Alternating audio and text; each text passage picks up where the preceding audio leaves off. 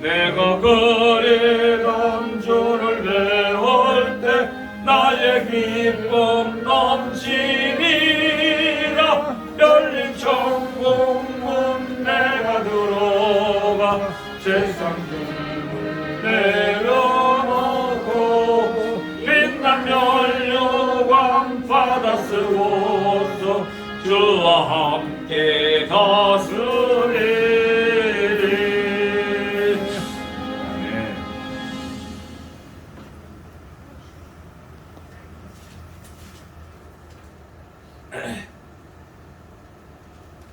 542장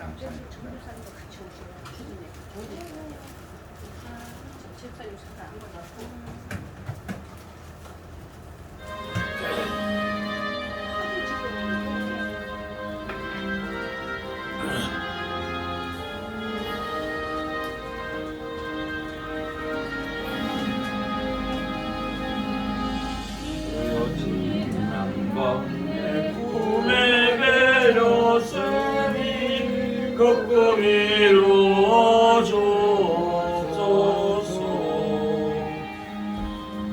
밤과 아침에 계시로 보여주사 그 은혜를 주옵소서. 나의 놀라운 꿈 정녕 남이 끼는 장차 그 은혜 받을 편이. 나의 놀라운 꿈 정녕 이루어도 주님 얼굴을 배우리라.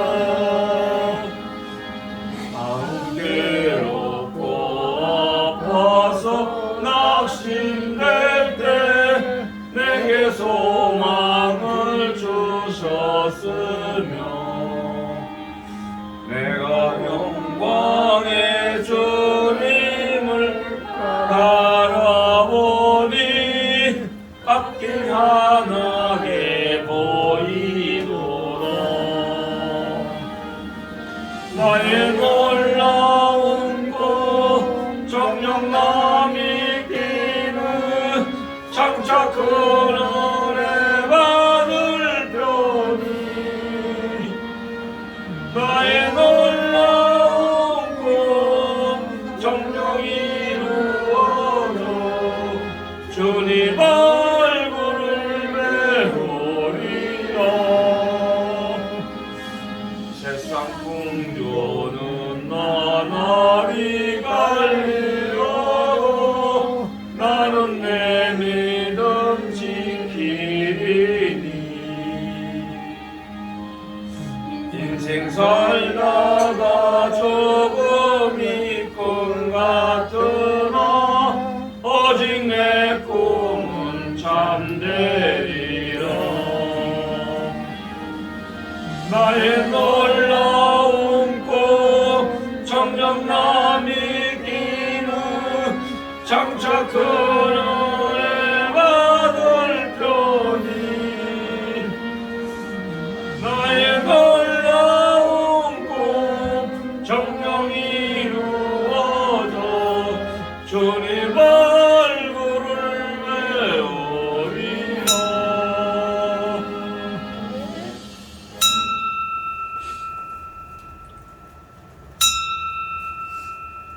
다같이 묵상 기도 드리심으로 주일 오후 예배 하나님께 드립니다. 다같이 묵도 드립니다.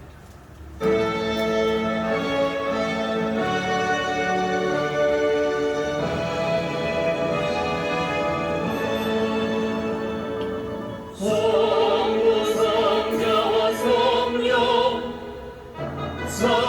찬송과 영광 돌려보내 새 내처로 지는 까지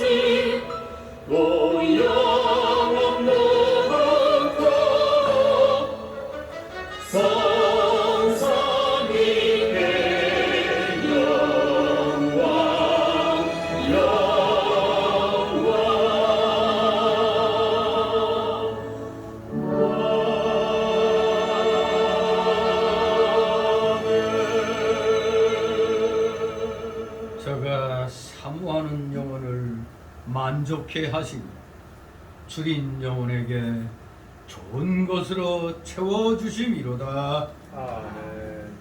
다 같이 사도신경으로 신앙고백 드립니다.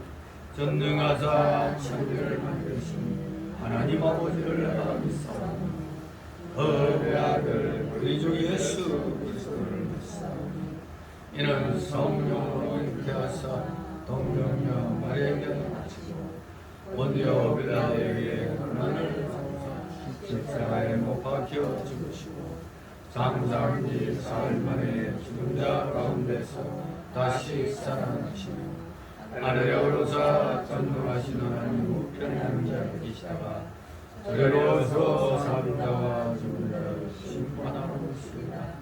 성령을 믿사오니 거룩한 공예와 성도가 서로 교통하는 것과 죄를 사하여 주시는 것과 몸이 다시 사는 것과 영원히 사는 것을 믿사옵나이다. 아멘. 같이 찬송가 325장 부르신 후 이 시간을 위해 최은숙 권사님 기도 인도하십니다. 325장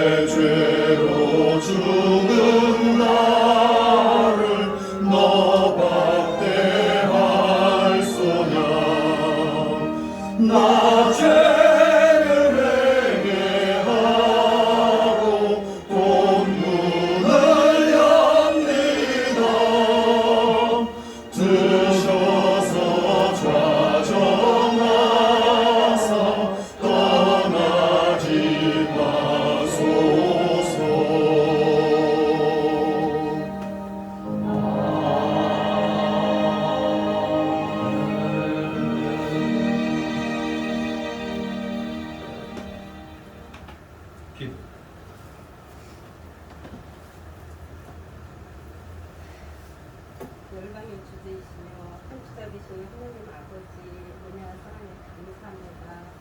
여호와여 위대하신가 권능과 영광과 승리의 영이 주께서 풍성하다.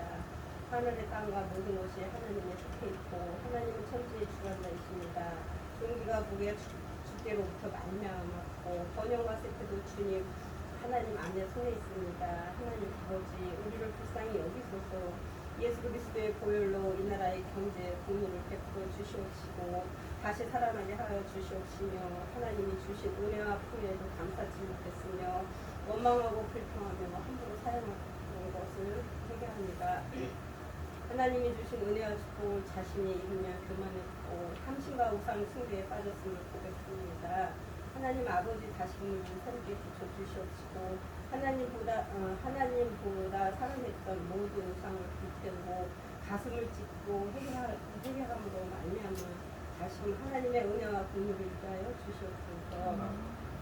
내 백성이 두 가지 악을 행하나니 곧 생수에 근원되는 낙을 버린 것과 스스로 웅덩이를 판 것인데 그것은 물을 저축하지 못한 터진 웅덩이라. 말씀하신 하나님, 이제 우리가 생수에 근원되시는 주께로 돌아가오니 주의 은혜로 시절을 쫓아 다시를 맺는 풍성한 은혜를 주시옵소서. 이제 막연한 두려움을 버리게 하시고 하나님만 바라보고 하나님께 모든 것을 맡기며 하나님의 축복을 받아들이는 나라와 이 민족 되게 하여 주시옵소서. 예수 그리스도 말씀으로 기도합니다. 아멘. 네, 감사합니다. 이 시간 오전에 이어서 23절부터 39절까지의 말씀을 보도록 하겠습니다.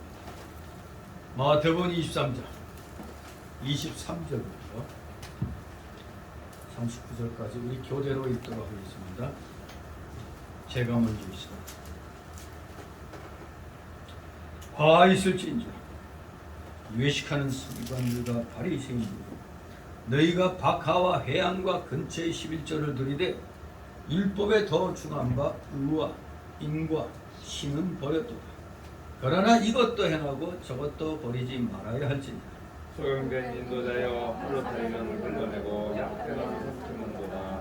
화 있을진저 외식하는 서기관들과 바리새인들이 잔과 대접의 겉은 깨끗이 하되 그 안에는 탐욕과 방탕으로 가득하게 하는도다.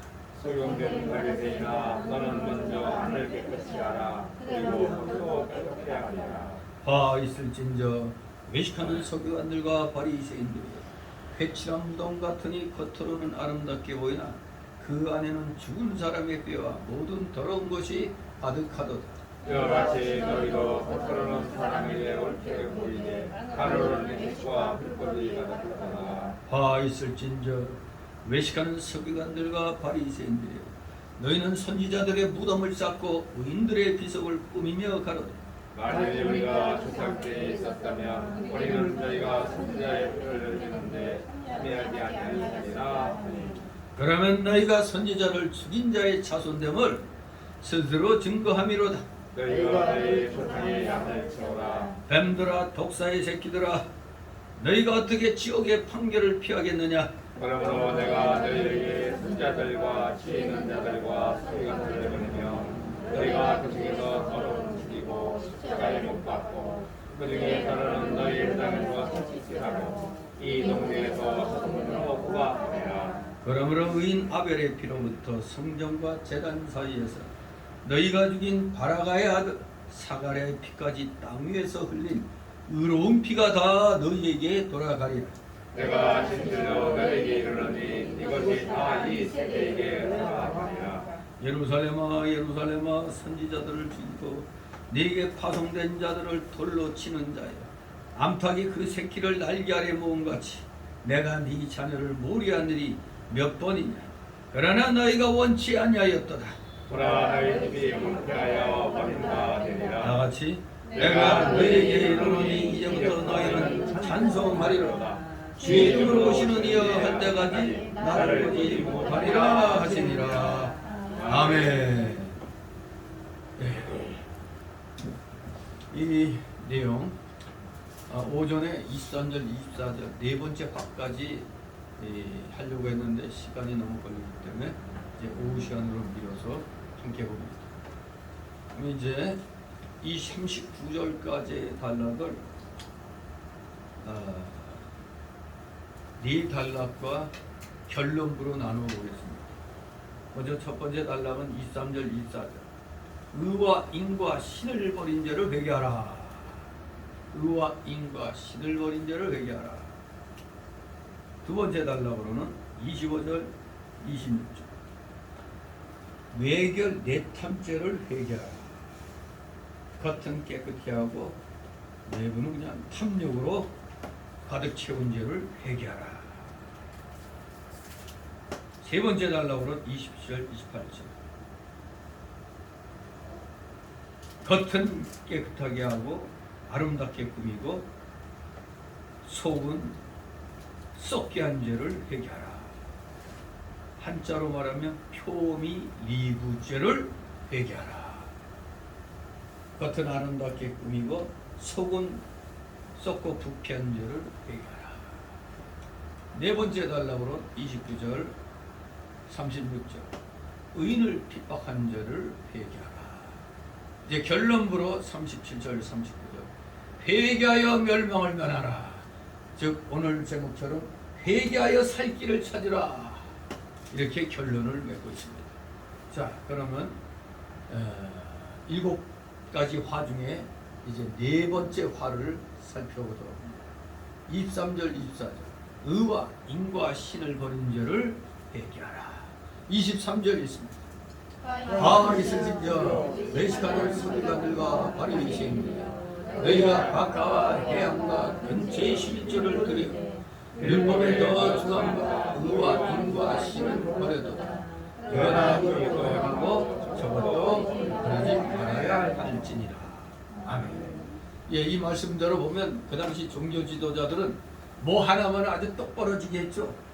이 서기관과 바리새인들은 11조 하나만큼 아주 철저하게 드렸다고 아주 그냥 자부심을 갖고 있습니다. 그러나 우리 예수님이 23절에 말씀을 하신 요지가 있습니다.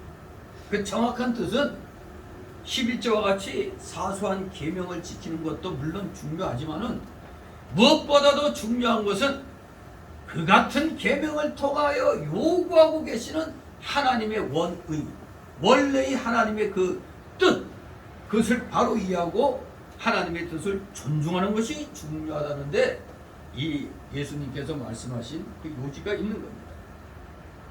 자, 이 서기관과 바리새인들은 다른 건 몰라도 11조만큼은 철저했다고 자랑합니다. 그래서 바로 이들에게 화 있을진저 선포합니다.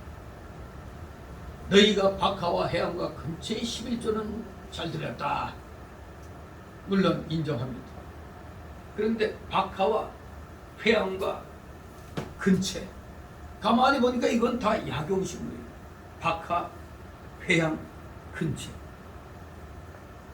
약용식물 이렇게 또 세부적으로 말을 했다는 것은 이 종교 지도자들, 이 서기관과 바리새인들이 한마디로 자기들 나름대로는 아주 지극히 적은 부분까지 11조를 드렸다는 얘기입니다.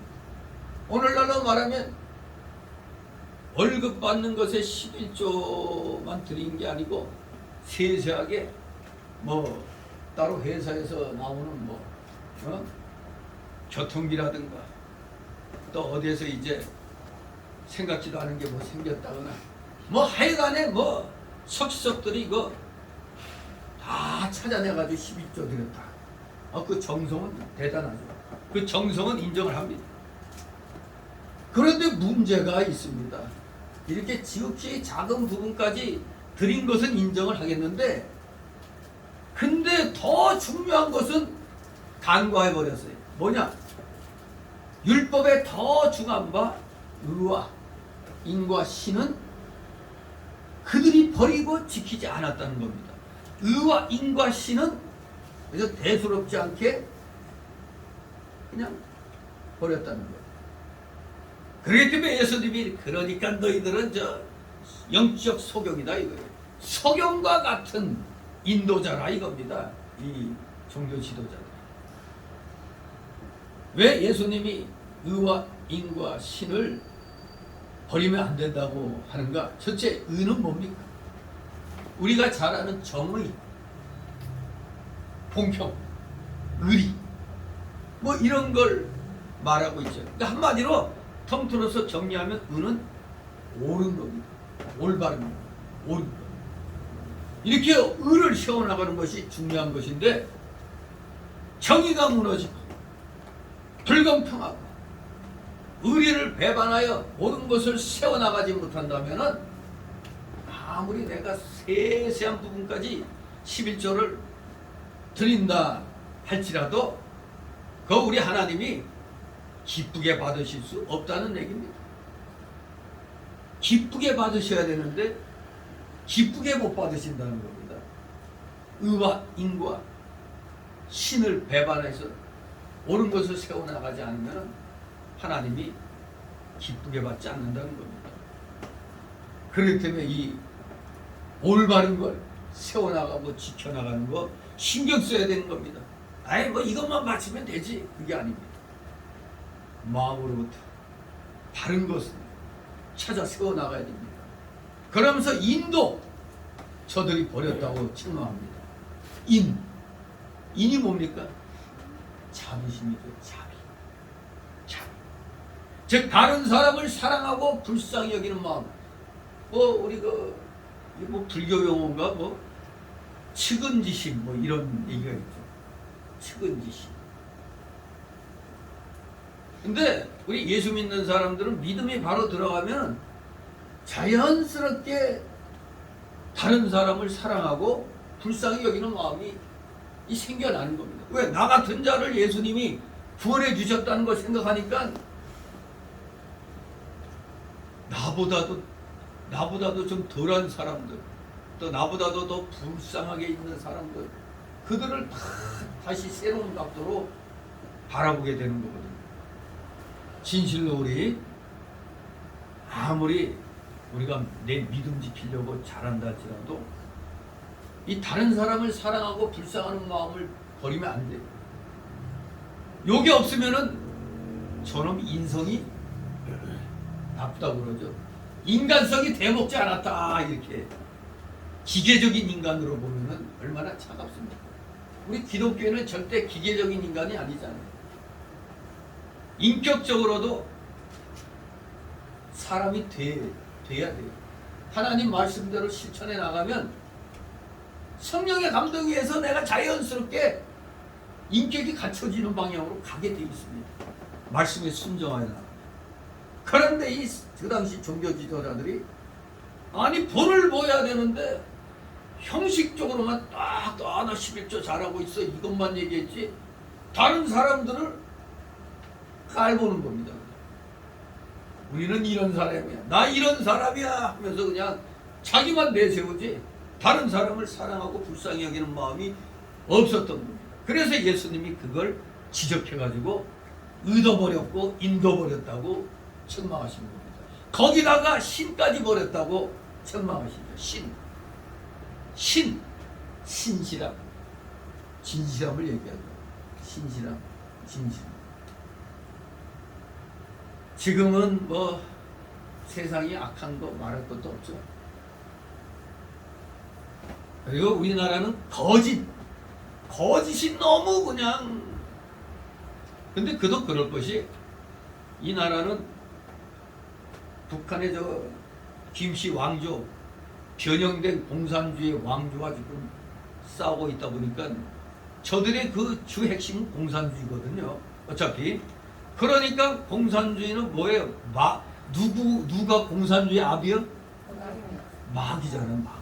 그러니까 마귀의 첫째 가는 특징은 거짓말이잖아요. 그러니까 우리나라는 유교를 거치면서도 조금 지나니까 공산당들의 만행을 다 잊어버린 거예요. 그러니까 자꾸 그냥 인정적으로 길어져요. 우리가 똑같은 민족인데, 우리가 같은 사람인데. 그러다 보니까 알게 모르게 저들을 동정하고 저들 사회도 뭐 그럴 수 있다 뭐 이런 식으로 인정을 하는 거예요.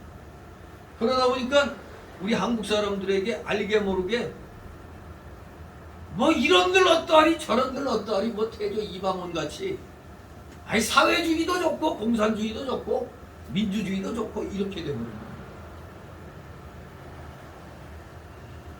기가 막히죠. 그러니까 우리 자유민주주의는 내 자신이 국민으로서 국가에 대한 책임과 의무를 다하면서 또 민주사회로서 다른 사람의 인격을 존중해 주잖아요.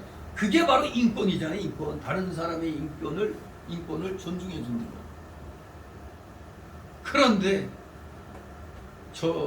우리의 대적자들은 이 자유민주 체제를 무너뜨리고 공산사회를 건설하기 위해서 온갖 거짓말을 갖다 다 해대잖아요. 그래서 바로 정교조를 통해서 이게 애들에게부터 그냥 거짓말로 거짓된 역사를 가르치잖아요. 거짓된 역사. 이게 가장 심각한 겁니다. 거짓된 역사를. 역사를 속이는 민족은 망합니다.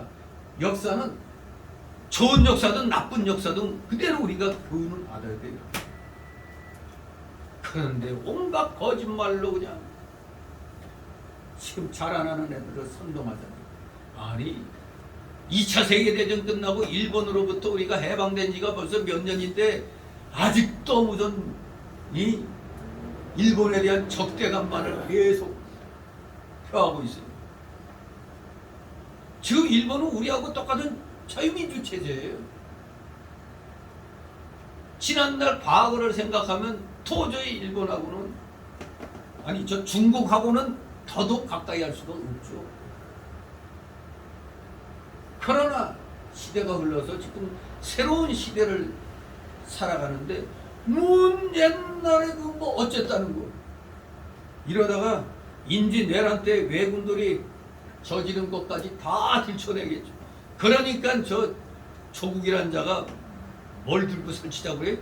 죽창 들고 죽창 들고 그냥 하죠. 지금이 어느 시대인데 죽창 들어 총으로 쏴버리면 그만이지.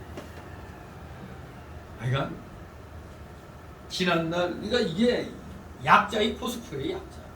아직도 우리는 일본보다 약하다는 그 알게 모르는 또 어떤 그런 게 있는 거 있어요. 그러니까 자꾸 일본에 대해서 그 옛날에 그 생각해가지고 자꾸 이제 일본을 원수같이. 지금 우리에게 진짜 원수는 누구야? 우리의 주적은 누구야? 김정은 집단이잖아요. 김정은 집단. 그런데 그냥 우리는 같은 민족이야. 그래 같은 민족이 6.25 때 그것도 같은 동네 사람을 그렇게 무자비하게 죽일 수 있어요? 맨날 일본이 관동 대지진 때 또 3.1운동 때 우리 민족 학살한 거 그것만 들춰내죠. 6.25 때 북한 공산당이 저 빨갱이들이 우리 국민에게 같은 민족 웃기지 말라고 그래요. 이미 사상이 같으면 이건 원수보다 못한 거예요. 이게. 사상이 다르면 원수보다 못한 겁니다. 얼마나 비참하게 죽였어요. 그냥 뭐 6.25 말고도 우리 국민들이 잘못된 역사를 갖고 있는 게 지금 잘못 가르치고 있는 제주 4.3 사태. 그 제주 4.3 공산폭동이에요. 그 좌파들이 그냥 영시하고 있는 김대중이부터가 분명히 CNN하고 인터뷰할 때도 4.3은 공산폭동이다. 그러나 억울하게 죽은 양민들 그들은 명예를 그래도 회복시켜야 되지 않느냐. 이게 맞는 거죠. 억울하게 희생당한 거죠. 못 모르고 원래 대한민국 정부 그 48년도에 그 50선거 할 때 제주도는 투표 안 했어요. 제주도는 그때 대한민국에 속하지 않았어요. 북한에 속해 있어가지고 북한 정권 수립하는데 거기에 투표했단 말이에요.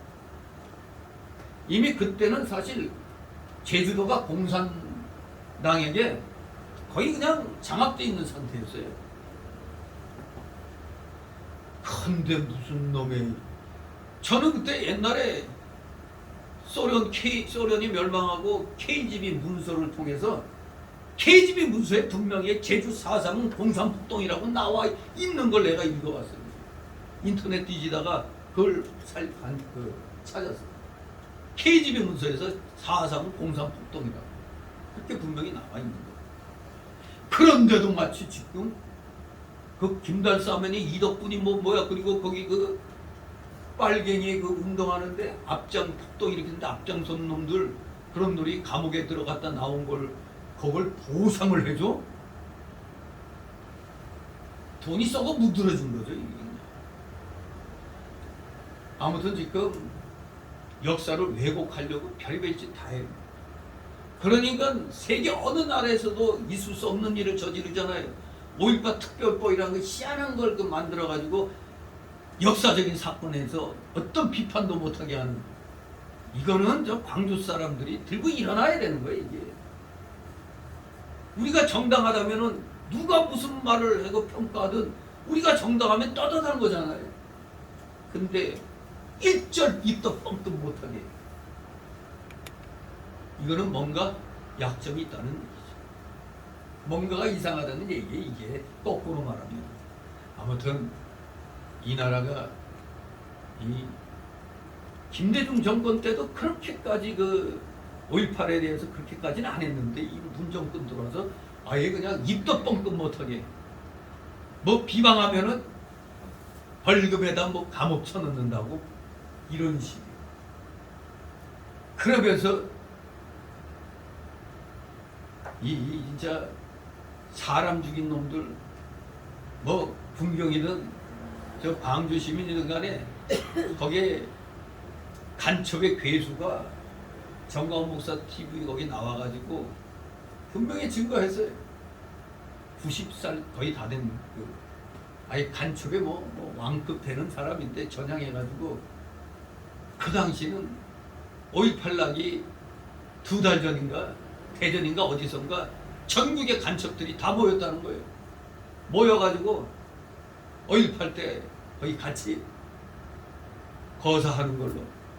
그러니까 이제 그 양반은 그래. 지만원 박사가 말하는 북한군 특수 북한군 그것보다는 전국에 다 흩어져 있던, 그리고 또 그때 또 기어들어왔던 간첩들, 그들이 바로 특수군이라 이거. 온갖 간첩들이 다 그냥 거기에서 이제 활개친 거죠. 왜냐하면 여러분들 대한민국 국군이 총 거꾸로 메고 다니는 거 봤어요? 총 거꾸로 맬 때는 비 오는 날 뭐 그렇게 하지. 제가 그 광주 사태 때 그 총을 든 사람들 그 쫙 그 사진 보니까 야, 하나같이 공통된 점, 하나같이 총을 거꾸로 맸어. 거꾸로 매는 것은 북한군이 그렇게 메고 다녀. 그러니 참 왜 이 기가 막힌 거예요. 이 온갖 거짓말을 다 해대가지고 어떤 역사적인 사건에 대해서 비판도 못하게, 이상한 건 이상하다고 얘기하고, 그리고 그들이 광주 사람들이 지만원 박사 미워하면 지만원 박사가 의혹을 품고 이거에 대해서 대답하라면은 거기에 대해서 답을 주면 되잖아. 그런데 무조건 지만원이 때려 죽일로, 학살자 전두환이 때려 죽일로, 이렇게만 그냥 그렇게만 나가는 거예요. 그냥. 그러니 이게 올바른 교육이 됩니까? 역사 교육이? 그냥 거짓말에 또 거짓말이 그냥 계속 보태지는 겁니다. 거짓말에 거짓말. 그 분명히 또 청중과 어디서 그 야산에서 화장도 안 한 시신, 화장했나? 그러니까 시신 400 몇십구가 또 나왔죠. 그 지만원 박사는 이게 바로 그 광주에 침투되었다 그 죽은 자들, 그들은 자기들 전후 시체를 버리고 가지 않는다는 거예요. 하여간 여러 의혹들이 있으면 그걸 밝혀야 되잖아요. 특검을 해서라도. 근데 뭐 맨날 조사하니 어쩌니 하면서 이 5.18의 그 지금 유공자급 되는 사람들, 그들의 말만 다 들었지 정부 차원의 이쪽은 얘기는 듣지도 않아요. 그러니까 이 역사가 잘못되어갖고 일방적으로 한쪽으로만 기울어진 그 주장만이 지금 대세가 되어 있는 겁니다. 정말로 이런 상황이니까 백을 흙이라고 해도 믿는 시대처럼 만들어버린 거예요. 온갖 그냥 거짓, 허용이 그냥 가득한 대한민국이 된 겁니다. 그러니 여기에 또 배신은 얼마나 잘해. 배신의 아이콘 누구요? 배신의 아이콘 하면 누굽니까? 누가 딱 떠올라요? 저 이준석이, 유승민이, 김무성이 뭐 이런 자들 아니에요? 배신의 아이콘 아닙니까 이게 다. 박근혜한테 붙어먹다가 자기들 뜻이 제대로 이게 안 먹히니까 그냥 야 이거 탄핵하자, 같이 해가. 그냥 애매한, 가장 대통령 중에 아무것도 안 먹은 박근혜가 그냥 4년 동안 별의별 죄악 다 제목 뒤집어 씌우고 바로던데 대법원에서 결국에는 15가지에서 2가지만 딱 인정이 됐잖아요. 뭐야 그게? 경제공동체. 그리고 그 뭐야? 직권남용죄. 참 그걸로 30몇 년째. 얼마나 악한 놈들입니까? 이 주사파 놈들이 정권 잡고 대한민국 완전히 망쳐놨습니다. 이들이 완전히 대한민국을 문화, 예술, 교육계까지 다 그냥 완전히 뭉개버렸어요. 이제는 우리 국민들이 고통당하는 것만 남아 있습니다. 윤석열 정권이 아무리 잘해도 이 뿌려진 이 상황이 너무나 지금 악한 상황이에요. 지금 안 좋은 상황이에요. 피눈물 나게 됐어요, 우리 국민들 지금. 그래도 하나 위안을 삼는 게 그래도 공산주의로 가는 길목에서 일단은 물꼬를 자유민주주의 체제로 돌려놨다는 거. 요거 하나로만 지금 우리가 좌의할 수가 있는 겁니다. 정말로 지난 5년간은 거짓과 허영, 배신 이런 시대가 되었었죠. 특히 기독교도 하나님 섬긴다고 하면서도 의를 버리고 불의한 길 걸어가지고 이 악한 정권과 짝짝꿍하고 목사들이 하나님의 정의를 버리고 사육대로 나가는 겁니다. 이 윤정권 이전까지 완전히 대한민국은 그야말로 불의한 나라였습니다. 거짓이 그냥 완전히 모든 것을 장악했단 말이에요. 이러니 신을 버리고 신실하지 못한 거짓된 행위하는 거, 거짓 선동하는 거, 이거 하나님이 기뻐하실 일이에요? 진노하실 일이에요? 하나님이 진노하실 만한 일 아닙니까? 이게 하나님이 진노하실 만한 일이에요. 더구나 믿지 않는 사회에서도 배신은 아주 불의한 것으로 알고 있어요. 믿지 않는 사람 세상에서도. 세상 국제사회에서도 조약을 서로 맺었다가 배신하면 국제적인 여론의 비판을 받게 되는 거예요. 그런데 이 윤정권이 미국과의 그 조약을 우스꽝스럽게 만들어버려가지고 그야말로 미국이 그냥 분노하겠단 말이에요. 당장 사드 다 빼고 그냥 다 철수하자 그런 말까지 나왔던 거예요. 이렇게 우리나라는 정말 지난 정권은 대한민국 역사에서 가장 악랄한 최악의 그 악한 정권이었어요. 요놈들이 팬덤 정치를 했잖아요. 팬덤 정치. 일종의 그 뭐예요? 그 아이돌 같이 팬심, 그 열광적인 이런 자들을 갖다 만들어낸 거 아니에요? 뭐 백개문, 뭐 또 뭐죠? 저거 빠, 또 개딸들, 또 이준석이 뭐 이해감 뭐 이런 거. 아무튼 지금 우리나라는 너무너무 지금 치유하기가 대단히 어려운 그 상황이에요. 지금 정치인들의 팬덤 정치를 해가지고 완전히 이 팬덤을 이용해가지고 그냥 정책을 좌지우지하는 거예요. 그냥 들었다 놨다 하는 겁니다. 기가 막히죠 이게. 내가 뭐 하려고 했더니 날 따르는 팬들이 싫어해? 안 해. 정치는 어때야 돼요? 이거 옳다면 그냥 밀고 나가야 되는 거예요. 이게 눈치 보고 하는 게 아닙니다. 대한민국은 그놈의 팬덤 정치, 그게 노무현 때부터 생긴 거죠. 노사모 이렇게 그러다가 대깨문, 대딸들. 참. 그러니까 대깨문들은 맨 처음에 뭐라고 그랬죠? 우리인이 하고 싶은 대로 해라고. 대한민국 망가뜨린 대로 다 망가뜨려놨죠.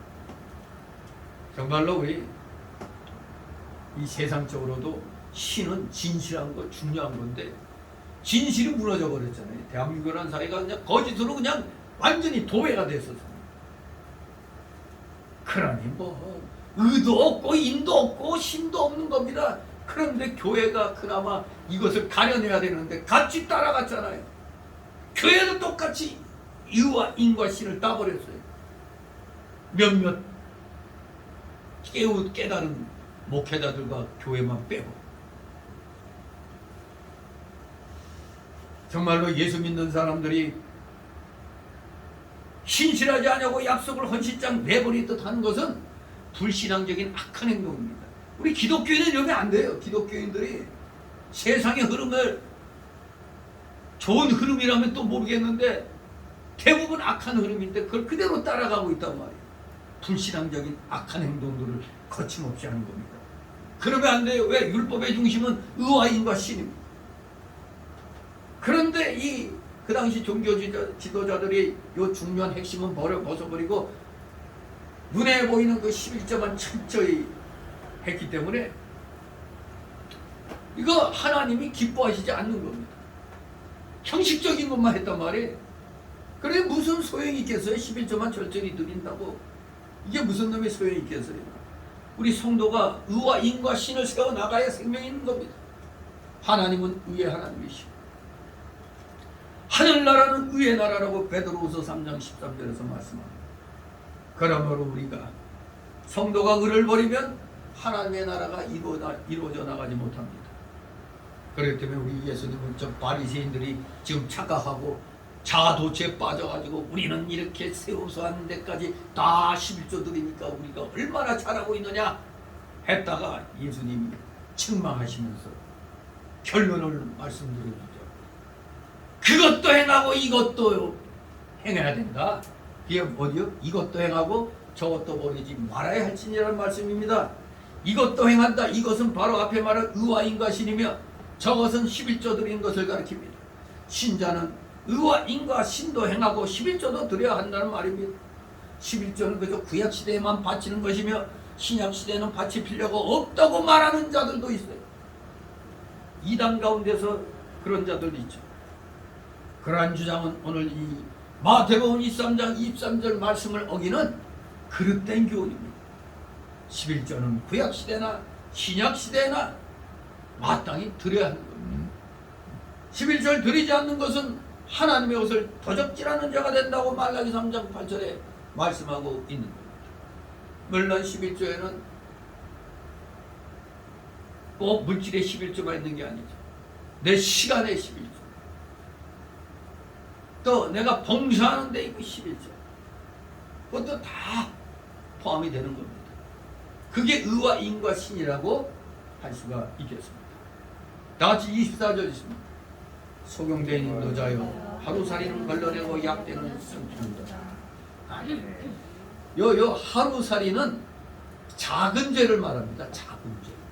하루살이 여러분 뭐 입 벌리고 하품하다가 갑자기 그냥 뭐 작은 벌레가 휙 들어오는 수도 있죠. 그냥 그럴 때 애태태태 하고 막 버려. 하루살이는 작은 죄를 말합니다. 약대, 낙타죠.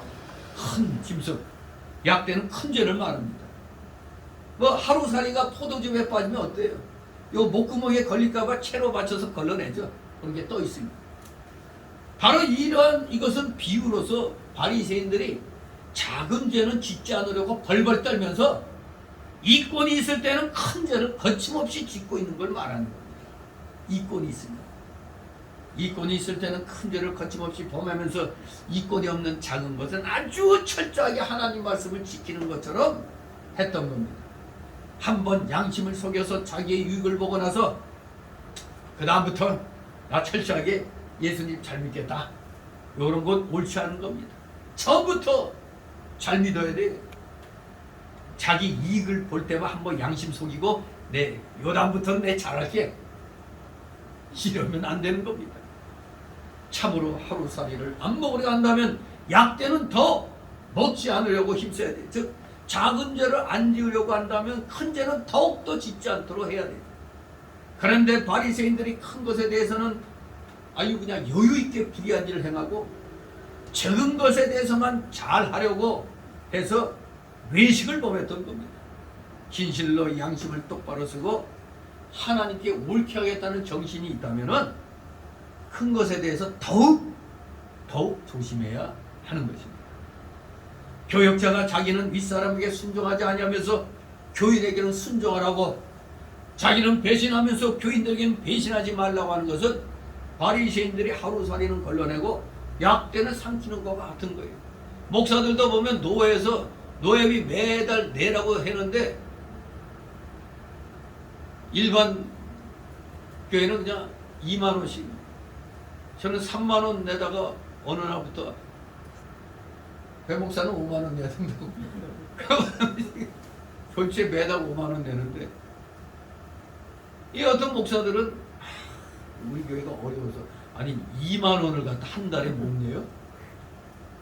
자기 할 거 뭐 하나만 줄이면 되는 거거든. 그래서 자기는 그 노예비 한 달에 2만 원도 안 내는 사람들은 많아요. 그런데 교인들 보고는 헌금 똑바로 하라고 그러고 있어요. 이게 돼요? 이게 말이? 자기는 노예다가 노예비도 제대로 안 내면서 교회에서는 교인들 보고 헌금 안 한다고 뭐라고 막 그래요. 그게 바로 하루살이는 걸러내고 약대는 삼키는 것 같은 죄를 범하는 겁니다. 우리 하나님 나라는 공명정대하고 사방이 네모반듯하고 장과 방과 보가 같고 빛이 세계이기 때문에 털끝만큼도 어두운 것이 없는 밝은 세계입니다. 또 하나님 나라는 의의 세계며 어느 한편도 불의가 있을 수가 없습니다. 그러므로 어느 한편에서 불의한 일이 나타나면 그것은 하늘나라 운동이 아니라는 사실, 우리가 분명히 알아야 됩니다. 의와 인과 신도 행하고 박하와 해안과 근처의 식에서도 해야 되는 것입니다. 이제 5번째 화의 선포입니다. 오후 시간 오늘 2번째 달라고 25절 26절 외결 내탐죄를 회개하라. 겉은 성결케 하고 내부는 탐욕으로 가득한 죄를 회개하라. 25절 26절 있습니다. 진저 외식하는 서기관과 바리새인들 장과 대접의 겉은 깨끗이 하고 그 안에는 탐욕과 방탕으로 가득하게 하는 소경된 바리새인아, 너는 먼저 안을 깨끗이 하라. 그래야 너희도 깨끗하리라. 아멘. 예, 소경된 바리새인들아, 우리 예수님이 책망하십니다. 진리의 바른 길을 떠나서 잘못된 길 걸어가면, 즉 발람의 어그러진 길 가면 그게 바로 영적 소경인 것입니다. 이들의 특징이 뭡니까? 소경된 바리새인들의 특징은 아이가 뭐든지 겉은 깨끗해. 장과 대접의 겉은 깨끗이 한다고 그랬어요. 즉 바리새인들이 외부적으로는 의식을 잘 지키고 깨끗하게 하고 11조 잘 드렸는데 바로 그 상황을 비유로 말씀한 겁니다. 그러나 장과 대접의 겉은 깨끗했지만 안에는 뭐로 가득해? 탐욕과 방탕으로 가득한 겁니다. 예수님은 바리새인들의 마음속에 탐욕과 방탕이 가득한 것을 보시고 그것을 책망하신 겁니다. 오늘날 현대교회들이 겉은 깨끗합니다. 말짱하죠? 삐까번쩍합니다. 그런데 속에는 탐욕과 방탕으로 가득 차 있습니다. 교역자들이 자기 욕심을 채우려고 교회를 어떻게든지 크게 만들려고 인본주의를 쓰고 교인들에게 돈을 많이 받아내기 위해서 여러 가지 수단을 쓰고 있는 것입니다. 그렇습니다. 모든 종교가 다 똑같은 특징이 있어요. 타락하면 욕심이 속에 들어오고 결국 방탕으로 나가는 거예요. 종교가 타락이 되면 자기중심이 되고 욕심이 들어와 방탕주의로 나가게 됩니다. 교역자나 교인이나 욕심으로 나가고 방탕하게 되면 결국에는 타락하고 마는 것입니다. 현 시대가 노아 시대처럼 먹고 마시는 시대죠. 이걸 멋지게 말하면 뭐라고 표현할까? 현 시대는 먹자주의 시대입니다. 먹자주의예요. 먹자, 먹어보자. 먹자주의. 또 시집가고 장가간다. 음란 방탕주의. 시집가고 방탕, 시집가고 장가가야 돼. 수시로 시집가고 장가가. 음란 방탕주의라고 얘기합니다. 또 사고 팔고 하는 주의에 깊이 빠져 있어요. 사고 판다 뭘? 바로 물질주의. 그러니까 오늘날 시대는 먹자주의, 음란 방탕주의, 물질주의 시대라 이겁니다. 바로 이것을 오늘 우리가 이 바리새인들에게, 서기관들에게 준엄하게 경고하셨던 예수님의 이 선언처럼 외결 내탐한제를 오늘날의 모든 교회들이 회개해야 되는 것입니다. 그래야 살 길이 열리는 겁니다. 이제 5시간 세 번째 해달라고 27, 28절. 겉은 아름답게 꾸미고 속은 썩은 죄를 회개하라. 표미 리브죄를 회개하라. 27, 28절 있습니다. 외식하는 성도들과 바리새인들이여 개칠한 무덤 같으니 겉으로는 아름답게 보이나 그 안에는 죽은 사람의 뼈 그런 것이 가득하도다.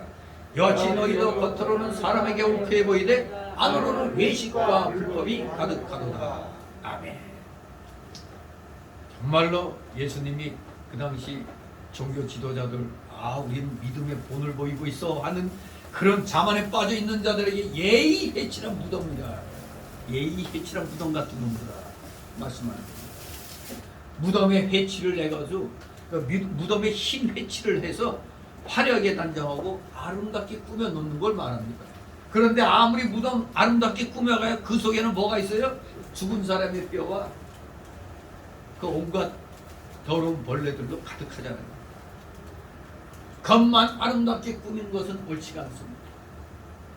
구약시대에는 제단을 쌓으려면 다듬은 돌로 하지 말고 다듬지 않은 돌로 쌓으라고 출애굽기 20장 25절에서 말씀합니다. 토단으로 쌓으라고 그랬죠. 그냥 흙으로 아니면 다듬지 않은 돌로 쌓으라고 그랬어요. 바로 이것은 하나님을 섬기는 데 있어서 인간이 꾸며서 하지 말라는 겁니다. 꾸며서 하지 말라. 자연스러운 태도로 순전하게 하나님을 섬겨야 된다는 뜻입니다.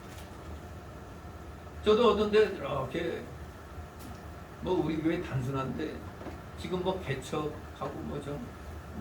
이런 교회들 보면은 신식으로 다 장단해놔, 다 장식해놨어요. 신식으로 딱 보면 그냥 촥 해가지고 여기 그냥 안으로 이 전부 다 들어가가지고 좀 폼나게, 그리고 이 주변도 좀 약간 쌈뜻하게 좀 현대적인 감각으로 거의 다 그렇게 해놨어요.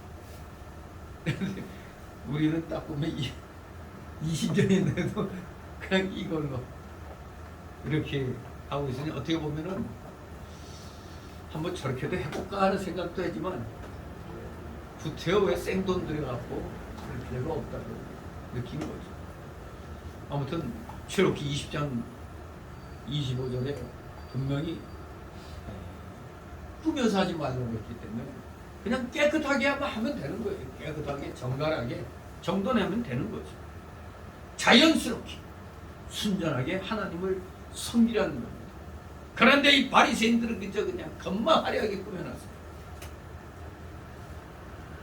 예루살렘 성지 순례한 사람들 얘기 들어보면은 예수님 무덤이라고 하는 곳이 2군데가 있대요. 예수님 무덤이 있어요, 없어요? 무덤이 어디 있어? 근데 성지 순례하면은 거기에 예수님 무덤이라고 2곳이 있대요.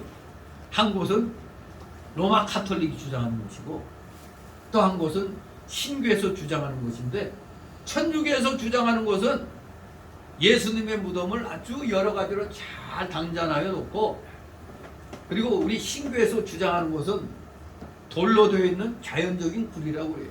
그러면 그거는 처음에 누구요?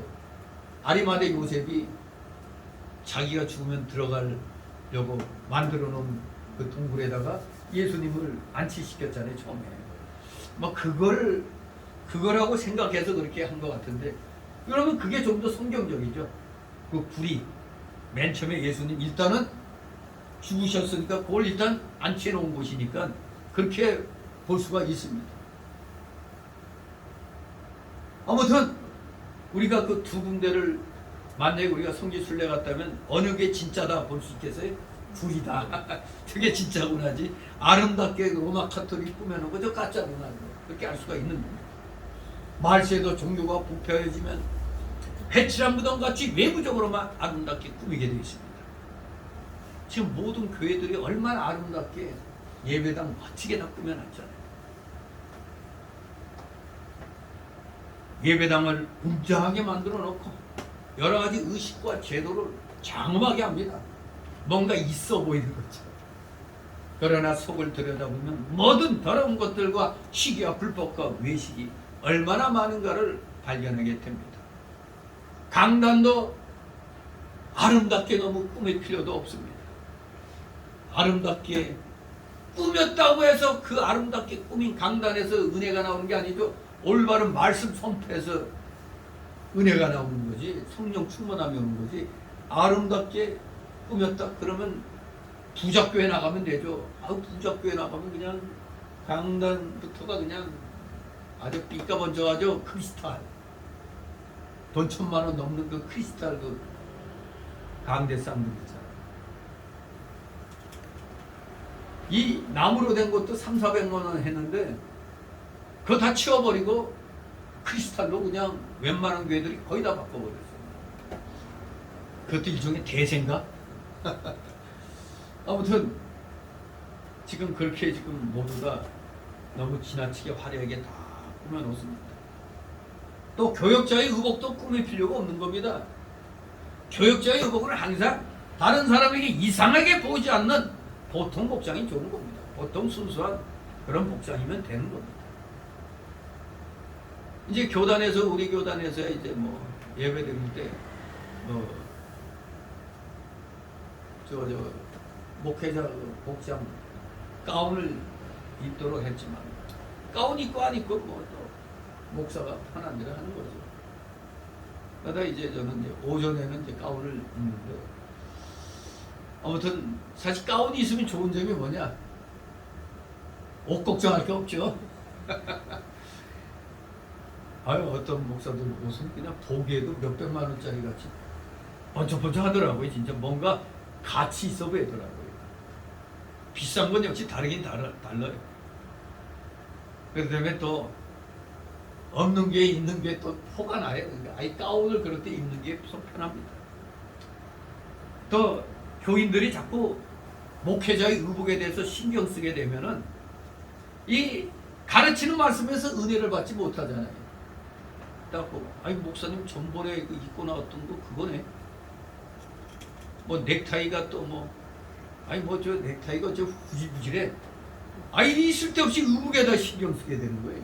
아예 제가 그래서 그냥 아예 이 이게 로마 칼라라고 그러나 이게 이런 식으로. 근데 이건 싸구려요 이게. 로마 칼라로 되어 있는 거 좀 더 폼나는 거는 한 벌에 7만 원, 7만 원. 이거는 뭐 2만 원 그 정도에 불과한데 로마 칼라로 된 거는 좀 가톨릭 신부들이 많이 입는데 우리 개신교 목사들도 그걸 많이 해요. 좀 그게 더 폼이 나 이게 여기에 쫙게 생기게. 그래서 나 한 2~3만 원이면 살까 해서 봤더니 7만 원. 네. 아무튼 이 또 넥타이를 매게 되면 하여간 넥타이 때문에 또 신경전 벌이지는 교회도 있다고 그래. 왜? 어느 집사가 넥타이를 선물했는데 아니 그 넥타이는 안 매고 저거 내가 좀 꼴보게 꼴시럽게 여기는 집사가 선물한 넥타이를 매고 있어. 아 그럼 그거 신경 쓴다는 거예요. 그거 가지고. 그러니까 아예 그냥 안 매는 게 낫지. 네. 아무튼 가르치는 말씀에서 은혜를 받아야 됩니다. 우리 예수님도 그 당시에도 일반 사람들 같은 복장으로 다니셨어요. 특별하게 요새 교황들 같이 삐까번쩍한 거 안 입으셨어요. 그러니까 사마리아 여인이 딱 예수님 보고 당신은 유대인으로서 이렇게 말한 걸 보니까 예수님도 그냥 보통 유대인 복장으로 다녔다는 것을 알 수가 있는 겁니다. 우리 모두 자연스럽게 순수하게 주님을 숨기도록 해야겠습니다. 이제 7번째 화 이제 오후 시간 4번째 단락으로 29절 36절 의인을 핍박한 자를 회개하라고 책망하십니다. 29절 있습니다. 와 있을진저 외식하는 서기관과 바리새인들이 너희는 선지자들의 무덤을 쌓고 의인들의 비석을 꾸며 가로되 아멘. 바리새인들이 자기들의 그 위세를 자랑하려고 선지자들의 그 무덤을 쌓고 아주 그 의인들의 비석을 쫙 꾸며 놓았어요. 물론 선지자를 존경하고 공경하는 태도는 좋은 것입니다. 근데 이렇게 존경심을 나타내고 공경하는 모습을 보이는 이들이 지난날의 선지자와 의인들은 존경을 했는데 이렇게 그래서 의인들의 미석을 꾸몄는데 현재의 선지자와 의인은 이들이 지금 핍박을 하고 있다는 모순된 그런 상황을 보이는 겁니다. 현재의 선지자와 의인은 이들이 죽였어요. 핍박하고. 근데 지난날의 선지자와 의인은 이렇게 존경하는 표시로 무덤도 멋지게 꾸며놔줬습니다. 지금 오늘날의 그 상황을 보면 오늘날 장로교파들이 서로가 그냥 주기철 목사의 추도 예배를 하고 있어요. 주기철 목사가 통합 측은 우리 측이다. 합동 측은 또 우리 측이다. 하면서 주기철 목사의 추도 예배를 서로 그냥 하고 있습니다. 서로 자기 파라고 그래요. 주기철 목사님이 사실 생존했을 때는 찬밥 신세였어요. 왜? 총회나 노회에서 신사 참배 결의를 했는데 그걸 안 지킨다고 주기철 목사를 노회에서 잘라내서요. 제명해버렸어요. 그런데 지금은 서로 추도 예배하느라고 열을 올리고 있는 거예요. 요게 바로 선지자의 무덤을 쌓는 겁니다. 선지자의 무덤 쌓고 비석을 꾸민다 이겁니다. 선지자들의 무덤을 쌓고 비석을 꾸며야 자기들에게 유익이 있는 겁니다. 왜? 현재의 의인을 의인이라고 하면은 인기가 다 이 현재의 의인에게 다 돌아가니까 자기는 이익이 없잖아요. 그러니까 현재의 의인을 의인이라고 하면 안 되는 거예요. 지난날의 의인을 의인이라고 이렇게 해줘야 지금 자기에게로 그게 돌아오죠. 그러므로 자기의 유익을 보려고 현재의 의인과 선지자를 비방해서 아주 나쁜 사람으로 만들어 놓는 겁니다. 지금 정신 나간 목사들의 정가운 목사를 그래서 이렇게 매도해 놓는 거예요. 심지어 제가 거기에 잘 있었으니까 알잖아요. 그 백석과 대신이 그 통합할 때 통합해가지고 백석 대신이라고 대신 백석이라고 그랬단 말이에요. 근데 대신 백석에서 정가운 목사가 또 이게 뛰쳐나가려고 뭐 하니까 정가운 목사를 제명을 시켰어요. 면직을 시켰어요. 백석 대신해서. 그러니까 그것만 보면 정가운 목사 그럼 지금 면직됐으니까 목사 아니네 할 수 있는데 대신 백석에서 면직 처분 내기 전에 이미 법정에서 대신 총회가 백석과 이 통합한 게 불법이다 선언이 돼버렸어요. 그러니까 결국 대신 백석이라는 총회는 불법 총회가 된 거야. 그래 이미 대신 백석이 되기 전에 법원에서 이거 불법으로 판결냈기 때문에 이 결국 대신 백석 역시 불법 총회가 되어버린 거예요. 여기서 아무리 뭘 결의했어도 아무 소용이 없는 거거든요. 근데 이 백석 대신해서 이제 그 정가운 목사를 면직시켰다는 이걸 가지고 정가운은 목사 아니다 막 이렇게 막 나가는 거죠. 참 기가 막히죠. 정가운 목사가 그냥 지금 막 인기 있게 막 뛰니까 그냥 어떻게든 이거 끌어내리려고 별짓거리 다 한 겁니다. 지금. 정말로 이렇게 자기의 유익을 보려고 현재 의인과 선지자들 비방해서 아주 나쁜 사람으로 만들어버리는 겁니다.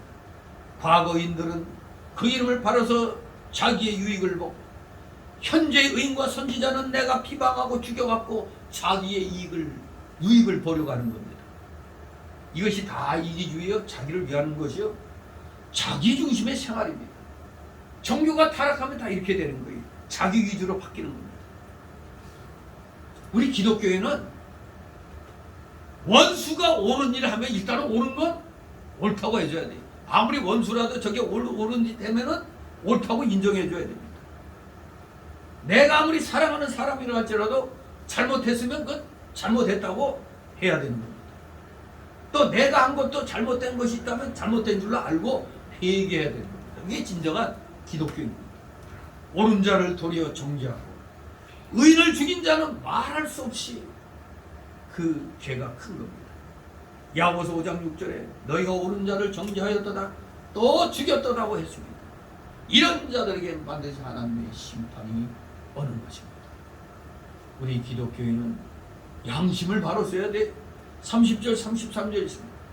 만일 우리가 조상 때 있었다면 우리는 저희가 선지자의 피를 흘리는데 참여하지 아니하였으리라 하니 그러면 너희가 선지자고 죽인 자의 자손됨을 스스로 증거하리라. 너희가 너희 조상의 양을 채우라. 뱀들아 독사의 새끼들아 너희가 어떻게 지옥의 판결을 피하겠느냐. 아멘. 지금 예수님 당시 바리새인과 서기관들은 자기 조상들이 과거에 잘못한 것을 인정을 하면서 그러면서도 현재 자기들이 똑같은 그 잘못된 일을 하고 있는 거예요. 그러면서 의인과 선지자들과 그리스도를 죽이는 일을 지금 하고 있는 겁니다. 자기들 그 선지자의 그 무덤을 잘 가꾸면서 아 우리가 그때 있었으면 이들이 피 흘리는데 우리가 참여하지 않았을 텐데 하는 이 말 스스로가 우리가 선지자고 죽인 자의 자손됨을 스스로 증거하는 겁니다.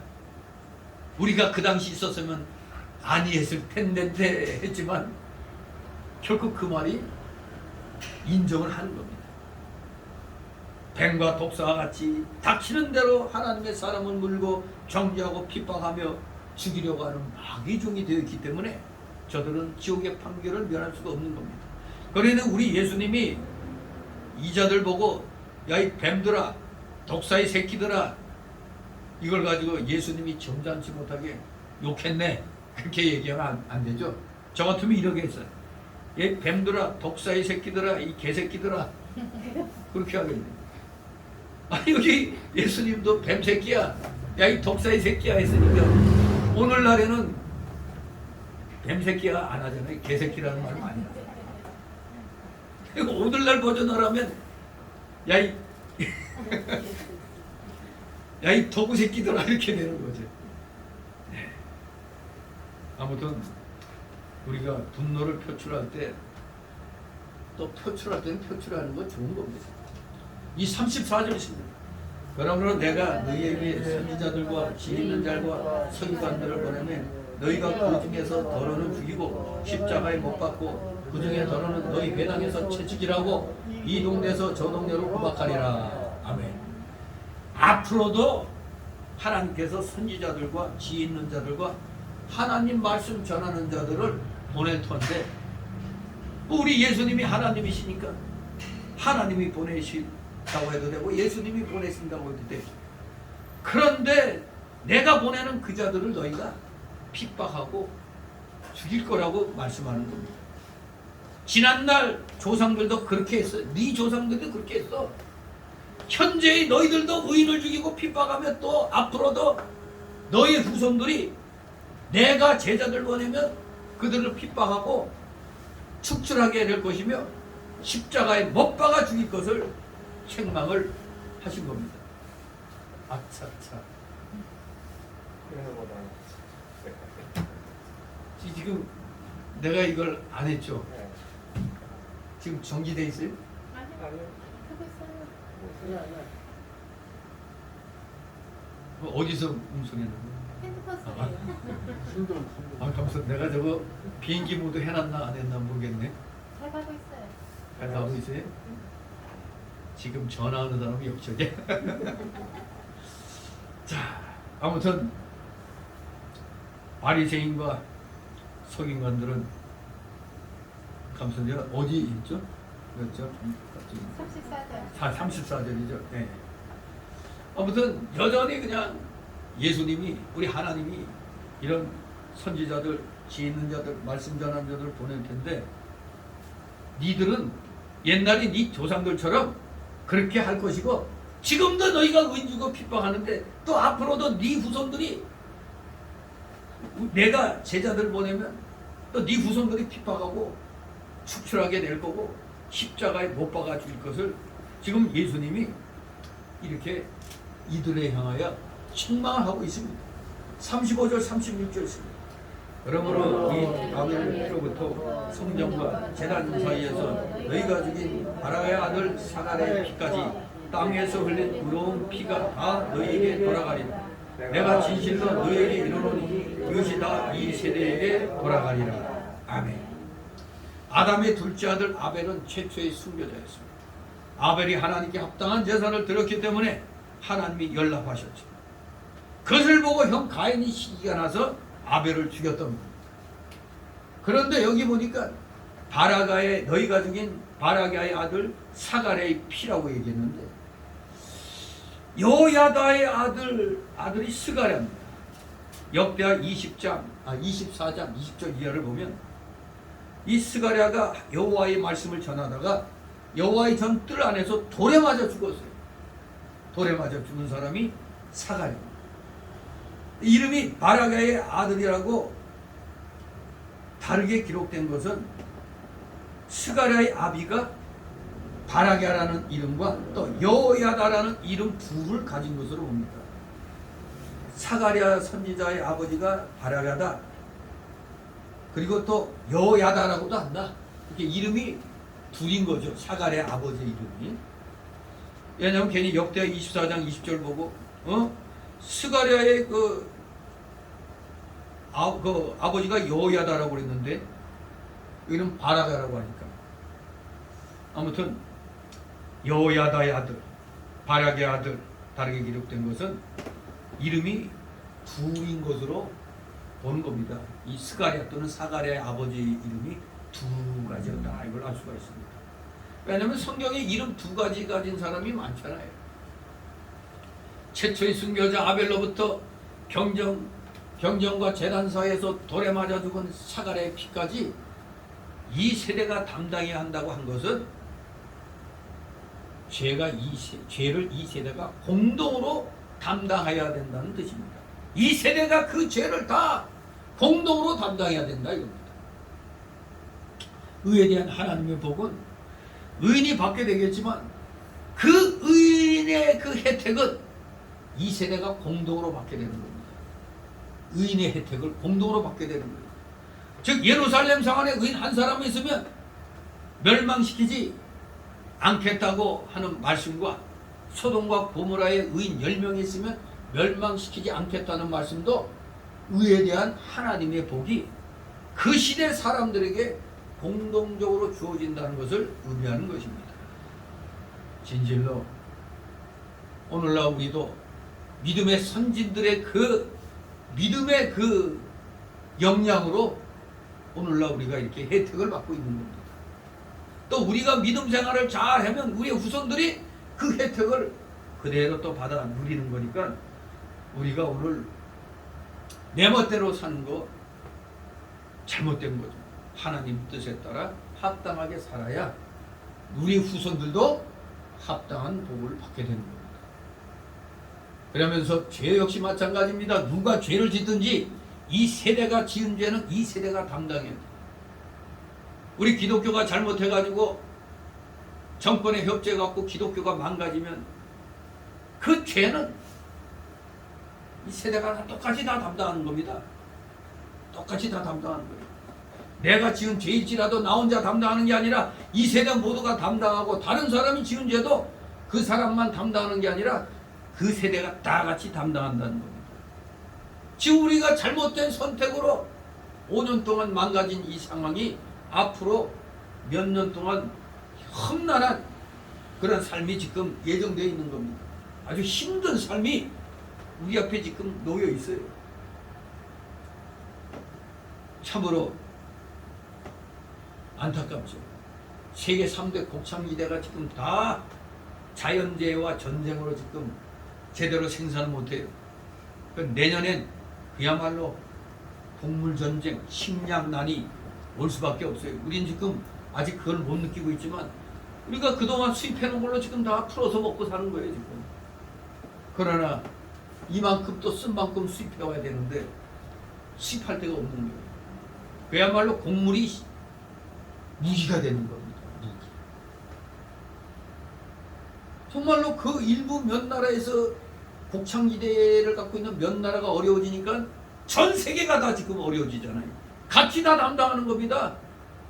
러시아하고 우크라이나가 전쟁했으니까 우리하고는 관계없다가 아니에요.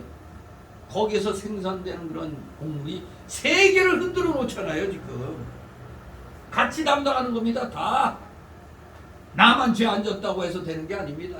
나만 잘 먹고 산다고 해서 이 나라가 아무렇지도 않은 게 아니에요. 다른 사람이 다 어려워지면 나도 덩달아 어려워지게 돼 있는 겁니다. 나도 죄를 짓지 않아야 되고 다른 사람도 죄를 짓지 않도록 해야 됩니다. 그러므로 누가 죄를 범하려고 하든지 죄는 방지하도록 힘을 써야 돼요. 그래서 죄 지으려고 하는 자들 못하게 해야 됩니다. 누구든지 의를 세워나가려고 하면 서로 협력해서 의를 이루어 나가야 되는 겁니다. 이 세상이 점점 부패하여 죄가 점점 들어차게 되면 하나님의 심판이 내려오는 것입니다. 이 세대 사람은 공동운명을 갖고 있습니다. 그러니까 지금 지구는 하나란 말이죠. 공동운명체예요. 공동운명체. 누가 악을 행하든지 이 세대가 공동으로 담당하여 하여야 되기 때문에 전 세계 모든 사람이 그 죄와 관계가 있는 겁니다. 세계는 하나. 그러므로 언제나 선을 행하고 선한 것을 도와주고 선한 편에 서야 나도 살고 다른 사람도 살게 되는 것입니다. 서로가 윈윈하는 삶이 돼야 돼. 나는 살고 저놈은 죽어야 돼. 물론 악과의 싸움에서는 그래야지. 그러나 같은 자유민주주의 체제를 갖고 있는 나라들끼리는 서로 싸우면 안 돼. 그럼 서로 망하는 거니까. 같이 살아야 돼. 같이. 마지막 결론부 23장의 결론부입니다. 37절 39절. 그래서 회개하여 멸망을 면하라. 즉 오늘 제목처럼 회개하여 살 길을 찾으라는 겁니다. 37, 38절 있습니다. 예루살렘아 예루살렘아 선지자를 죽이고 네게 파송된 자들을 돌로 치는 자여 암탉이 그 새끼를 날개 아래 모음같이 내가 네 자녀를 모으려 한 일이 몇 번이냐. 그러나 너희가 원치 아니하였도다. 보라 너희를 위해 범하여 버림바 되리라. 아멘. 예수님께서 7가지 화를 선포하시면서 마침내 예루살렘을 향하여 탄식하며 우십니다. 암탉이 그 새끼를 날개 아래 모으려고 한 것처럼 예수님이 이스라엘 백성을 여러 차례 모으려고 했지만 그들이 거부하였기 때문에 하나님께서 이스라엘 백성을 하나님의 품속에 품어 보호하여 주시고 구원해 주시려고 했지만 그들이 원치 아니하고 도리어 선지자들과 의인들을 비박하고 그리스도를 십자가에 못 박아 죽였습니다. 그러므로 이제 예루살렘이 멸망하여 빈터만 남게 되었다는 얘기입니다. 다시 39절 있습니다. 내가 너희에게 이르노니 이제부터 너희는 찬송하리라. 주의 이름으로 오시는 이여 할 때까지 나를 보지 못하리라 하시니라. 아멘. 이 말씀은 이제 예수님의 재림 때까지 나를 보지 못하리라는 뜻입니다. 내가 재림할 때까지 나를 못 본다. 예루살렘이 하나님의 징계와 심판을 받고 망한 다음 이스라엘 민족이 하나님의 징계를 받아 오랫동안 많은 고통과 환난을 다 겪게 되지만 예수님이 재림하실 때에는 이스라엘이 예수님을 찬송하며 맡게 될 것을 지금 예언하고 있는 겁니다. 과연 주 70년 AD 70년에 예루살렘이 로마 장군 디도에 의하여 멸망하고 성전이 다 파괴되죠. 그것이 다 이스라엘이 범죄한 데 대한 하나님의 심판이었던 것입니다. 진실로 하나님의 징계와 심판을 받게 되면 그리스도를 앙망하고 사모할 날이 오는 것입니다. 그리스도를 앙망하고 사모할 때 우리는 예수님을 영접하게 됩니다. 우리 성도가 현재에 주어지는 올바른 권면을 받지 아니하고 진리를 거역하면 앞으로 많은 징계와 고난과 환난의 구렁텅이에 빠지게 되는 겁니다. 그러니까 오늘 믿음 생활 잘하면 우리에게는 밝은 미래가 보장되어 있는 겁니다. 우리는 힘든 가운데 놓인다 할지라도 그 가운데서 회개하고 하나님께 돌아와 부르짖게 되면 예수 그리스도가 더욱 가까워지고 예수 그리스도의 권고가 오고 예수님을 영접해서 그로 더불어 살게 되는 겁니다. 우리는 언제나 예수 그리스도와 함께 있기를 소망해야 됩니다. 오늘날 예수님이 재림 때까지는 어떻게 함께 있는 겁니까? 날마다 성경 말씀 읽고 말씀 묵상하고 말씀 붙잡고 기도하고 또 몸된 교회에서의 이 신앙생활, 교회 생활, 또 봉사하는 생활 그걸 열심히 할 때 우리는 한 걸음 한 걸음 더 주님께로 가까이 나가게 되는 것임을 잊어서는 아니 되겠습니다.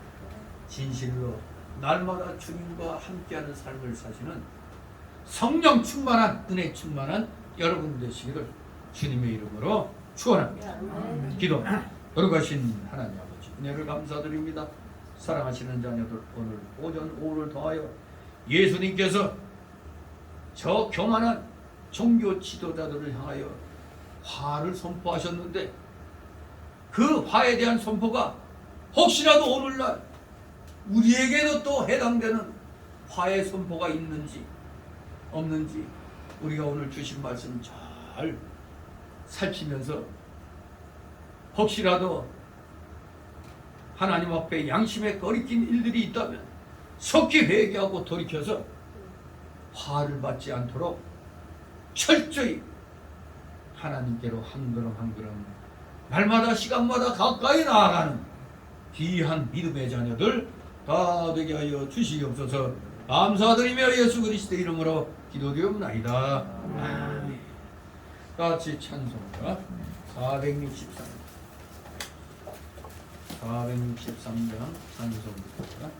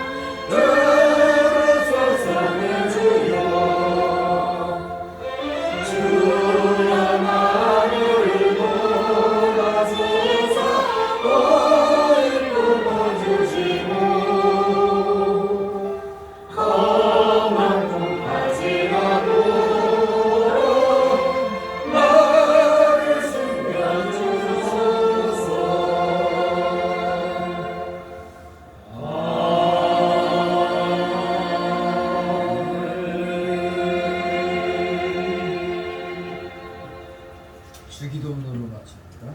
하늘에 계신 우리 아버지여 이름이 거룩함을 받으시오며 나라의 마옵시며 뜻이 하늘에서 이룬 것 같이 하늘에서 이루어지시오. 오늘날 우리의 원하는 것을 주옵시고 우리가 우리 죄인들을 사하는 것 같이 우리 죄를 사하여 주시고 우리를 시험들게 하지 마옵시고 다만 악에서 구하옵소서. 너희의 나라와 권세와 영광이 아버지께 영원히 있사옵나이다. 아멘.